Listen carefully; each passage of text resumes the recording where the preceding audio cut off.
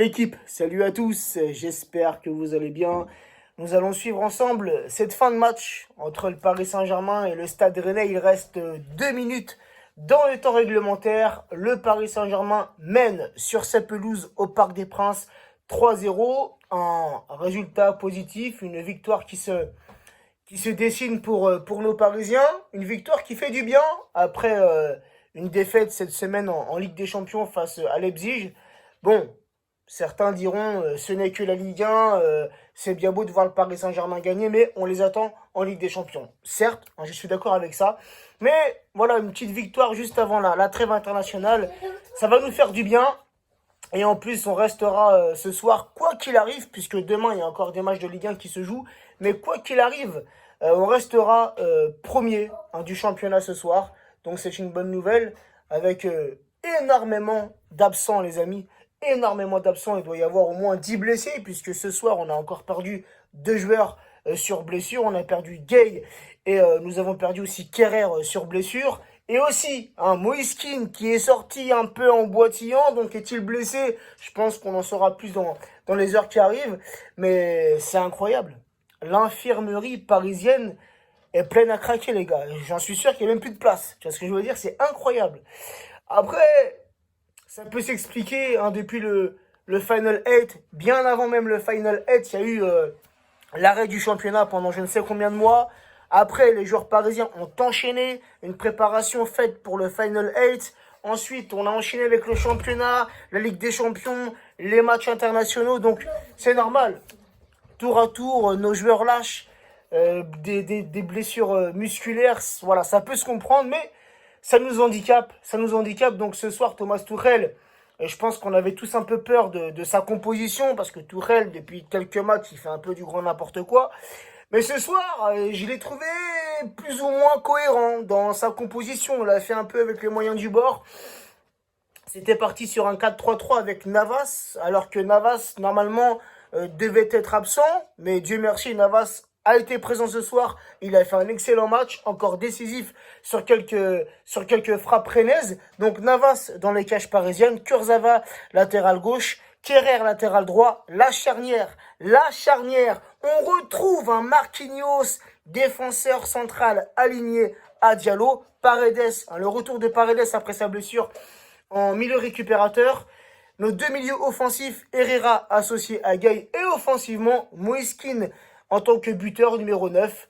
Di Maria, ailier gauche en l'absence de Neymar. Et une toute première pour Florenzi sous les couleurs parisiennes. Florenzi placé à ce poste d'ailier droit.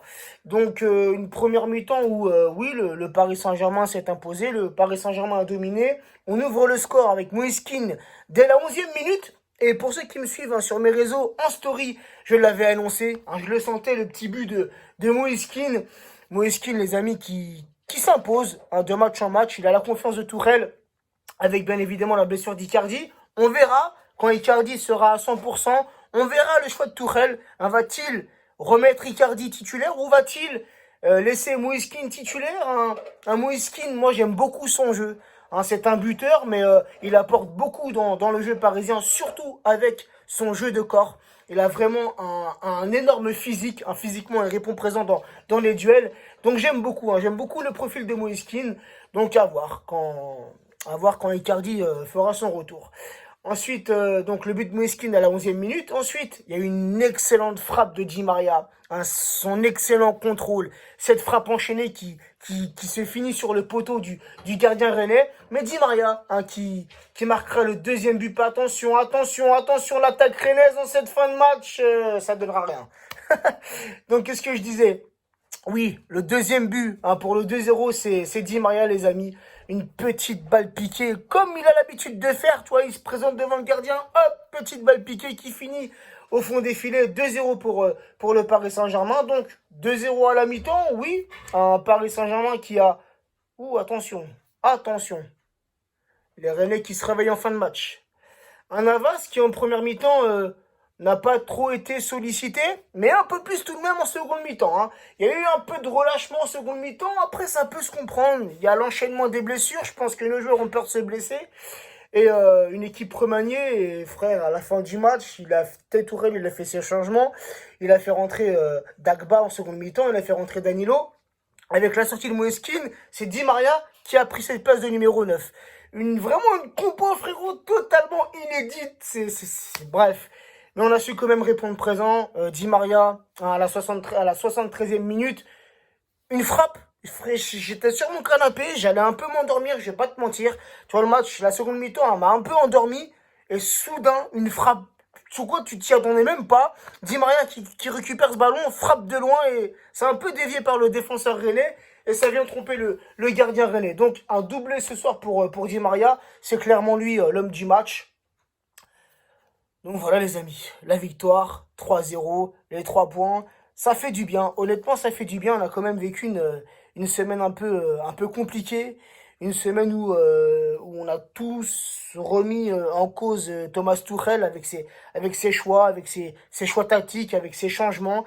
Et comme je l'ai dit, hein, je l'ai dit dans mes stories, mais je l'ai aussi dit dans mon avant-match, aussi bien lors d'une victoire que lors d'une défaite, tout le monde, que ce soit le coach ou nos joueurs, chacun a sa part de responsabilité. Ce soir, Tourelle, je trouve pas qu'il a fait un coaching de merde. Il a fait une équipe plus ou moins bonne, hein, une équipe type plus ou moins bonne qui a commencé ce match. Donc ce soir, Tourelle, j'aurais pas grand-chose à lui reprocher. Après, idem pour nos joueurs. Hein, nos joueurs ont répondu présent, malgré les absences. Nos joueurs, pardon, ce soir, euh, on fait montrer un beau visage, en tout cas mieux que cette semaine contre Leipzig. Un, un jeu parisien avec du rythme, un jeu parisien avec de l'intensité, surtout en première mi-temps, mais un peu moins tout de même en seconde mi-temps où les Rennais se sont créés plus d'occasions en seconde qu'en première mi-temps. Donc voilà les amis, je pense pas qu'il y a plus de choses que ça à rajouter. Là on revoit le but de Di Maria, hein. Cette frappe, son pied gauche, il est magique frérot. Et c'est ça. Ce soir c'est 2 buts, hein, le but de Moeskin et le second but de Di Maria, 2 buts en dehors de la surface. Et parfois nos joueurs ont l'occasion de le faire, l'occasion de frapper, de prendre leur chance, ils ne le font pas assez. Ce soir, Moeskin l'a fait, Di Maria l'ont fait, et les 2 buts finissent au fond des filets. Donc voilà, pour nos joueurs, faut tenter.